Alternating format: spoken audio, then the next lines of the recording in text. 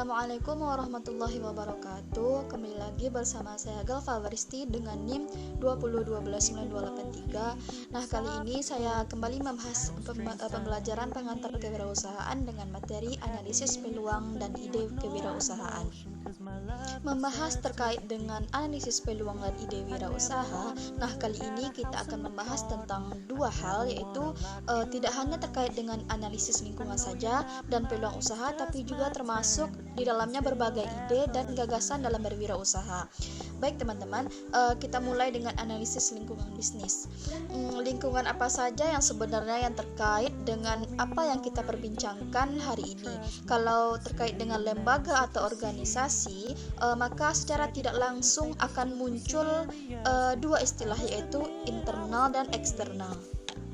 Nah, yang dimaksud dengan lingkungan internal di sini adalah yang terkait dengan eksistensi sebuah organisasi, dan lingkungan eksternal itu adalah lingkungan yang diawali atau dimulai dengan kondisi-kondisi atau situasi yang terkait dengan kegiatan operasional organisasi dan bagaimana kegiatan operasional ini yang pada akhirnya bisa bertahan.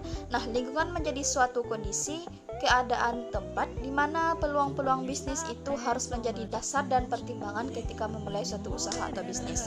Karena apa? Karena internal dan eksternal ini akan memberikan dampak dan bahwa yang sebenarnya tidak terkait atau proses pelaksanaan dan juga perjalanan bisnis yang akan dilaksanakan pada nantinya. Kemudian lingkungan eksternal ini akan dibagi menjadi dua bagian, yaitu lingkungan pertama yang terkait langsung dengan kegiatan operasional organisasi atau seringkali dinamakan dengan lingkungan mikro dalam organisasi, dan lingkungan tidak terkait secara langsung dengan kegiatan operasional organisasi atau lembaga atau sering juga disebut dengan genre makro. Jadi untuk eksternal itu ada mikro dan makronya. Lingkungan internal pada prinsipnya kalau secara teori kita melihat adalah berbagai hal atau berbagai pihak kita bisa hitung dalam konteks lingkungan yang terkait dengan ataupun tidak dengan organisasi dengan kegiatan sehari-hari di dalam lembaga atau organisasi yang mempengaruhi langsung di setiap program atau setiap kebijakan, bahkan setiap keputusan hingga denyut jantung organisasi. Dan yang termasuk ke dalam lingkungan internal ini, organisasi adalah yang mulai dari owner atau pemilik organisasi, para pengelolanya, para staf, para karyawan, serta lingkungan fisik organisasi itu sendiri. Nah, kemudian bagaimana dengan lingkungan eksternalnya? Dalam kegiatan operasional, perusahaan itu akan berhadapan kadang senantiasa secara tidak sengaja ataupun tidak itu akan berusaha menyesuaikan diri dengan lingkungan-lingkungan yang terkait. Nah, lingkungan mikro adalah pelanggan, termasuk pesaingnya di dalamnya, ada pemasok, bahkan partner strateginya. Sedangkan di lingkungan makro yang menjadi mereka yang kita anggap terlibat dalam konteks sektor makro yang dimulai dari pembuatan peraturan atau regulatornya perusahaan, termasuk lembaga-lembaga pemerintah, bahkan masyarakat dan lain sebagainya. Kegiatan bisnis tidak akan terlepas dari lingkungan sekitarnya. Pada dasarnya ada dua faktor lingkungan yang akan memberikan pengaruh pada aktivitas bisnis kita. Yang perlu dilakukan yang pertama ada lingkungan kerja, dan yang kedua itu lingkungan sosial. Yang pertama lingkungan kerja. Lingkungan kerja akan memasukkan semua elemen-elemen yang relevan, dan ini pada prinsipnya akan memberikan pengaruh dan sekaligus memberikan pengaruh organisasi secara keseluruhan, secara langsung malahan. Nah, elemen-elemen yang termasuk dalam pemerintahan atau kreditur, ada konsumen dan lain sebagainya. Sedangkan di lingkungan sosial meliputi berbagai tekanan-tekanan umum yang secara luas, misalnya tekanan di bidang ekonomi, teknologi, hukum, sosial, dan lain sebagainya, yang secara tidak langsung ini akan memberikan dampak serta mempengaruhi proses pelaksanaan bisnis yang akan kita lakukan ke depannya. Nah, sekarang mari kita lihat di lingkungan ekonomi. Masyarakat dapat digolongkan ke dalam 3 sistem ekonomi. Yang pertama ada sistem kapitalisme, sosialisme, dan komunisme. Nah, yang kedua dalam lingkungan teknologi meliputi yang pertama manufaktur atau produk termasuk jasa, serta teknologi bisnis. Kesemuanya adalah pengetahuan manusia, peralatan masuk di dalamnya, metode kerja, sistem olahan peralatan elektronika, dan sebagainya. Keberhasilan suatu produk atau perusahaan atau juga lembaga untuk meningkatkan capaian tujuan yang termasuk kemampuan kompetitif dan keuntungan bisnis melalui ilmu dan teknologi sebaik sebenarnya banyak memberikan inspirasi positif. Teknologi proses bisnis, ada istilah entrepreneur, enterprise, resource planning atau disingkat dengan EERP.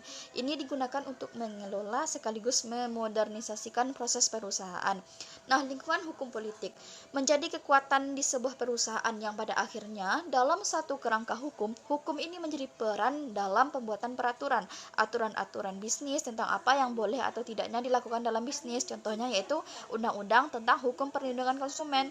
Kemudian lingkungan sosial budaya, ini berkaitan dengan adat istiadat karena kita berada di setiap tempat dimanapun akan dipengaruhi oleh yang namanya lingkungan sosial budaya ini. Kemudian kita akan membahas tentang analisis peluang usaha. Nah, di sini ada beberapa yang harus Anda perhatikan dalam berbisnis atau berwirausaha. Yang pertama yaitu pasar dan pelanggan. Nah, seorang wirausaha dan bisnismen harus mempelajari dan memahami betul tentang kebutuhan, mempelajari keinginan dan permintaan masyarakat. Yang kedua, adanya seorang wirausaha itu harus merancang penawaran pasar, memuaskan sekaligus membangun hubungan pelanggan untuk menangkap nilai seumur hidup pelanggan, pangsa pelanggan yang lebih besar. Kemudian yang ketiga, meminta orientasi yang jelas pada hasil mendapatkan pendapatan yang sifatnya adalah jangka panjang.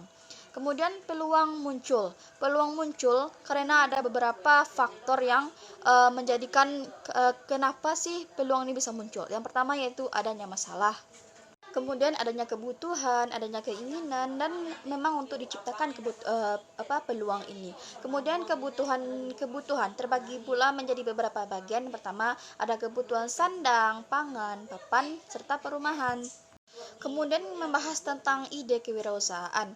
Kegiatan kewirausahaan menuntut kreativitas dan kemampuan melihat pola-pola yang lagi tren atau yang sedang hangat-hangatnya pada saat kita menjalankan wirausaha.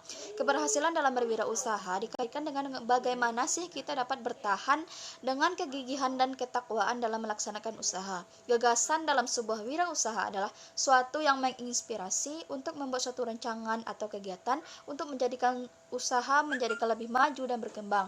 Ide bisnis melalui banyak pemikiran-pemikiran dan gagasan agar bisa diciptakan dan bisa mengambil ide bisnis melalui banyak pemikiran-pemikiran dan gagasan agar bisa tercipta dan kita bisa mengambilnya untuk sebuah wirausaha.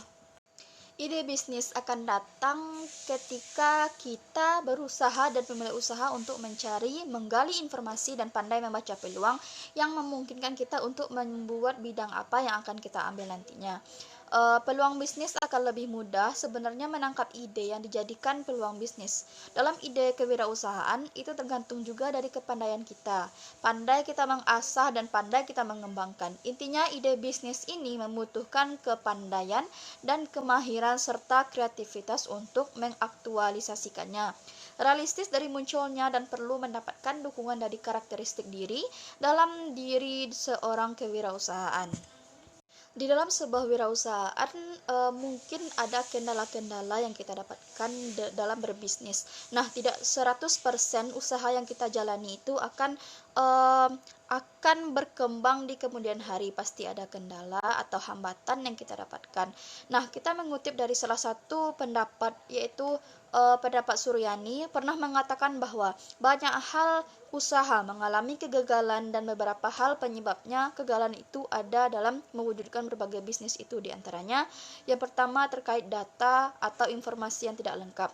Nah, kita harus pandai memilah tentang data yang diberikan oleh orang lain terkait dengan kewirausahaan yang akan kita kembangkan, baik itu data personal maupun data dari apa yang akan kita buat di kemudian harinya. Kemudian yang kedua yaitu kegagalan itu disebabkan karena tidak teliti. Seorang wirausaha harus meneliti bagaimana untuk dijadikan sebuah usaha. Nah, teliti di sini maksudnya adalah sebagai kewirausahaan kita harus meneliti berbagai macam kemungkinan terkait dengan bagaimana kita mengembangkan sebuah kewirausahaan. Yang ketiga yaitu salah perhitungan. Dan keempat adanya pelaksanaan pekerjaan yang salah. Kemudian kondisi lingkungan yang tidak tepat. Kemudian yang terakhir adanya unsur kesengajaan. Nah, kita telah memasuki babak terakhir tentang yang membahas tentang analisis peluang dan ide kewirausahaan. Apabila ada kesalahan dari saya mohon maaf. Saya akhiri dengan assalamualaikum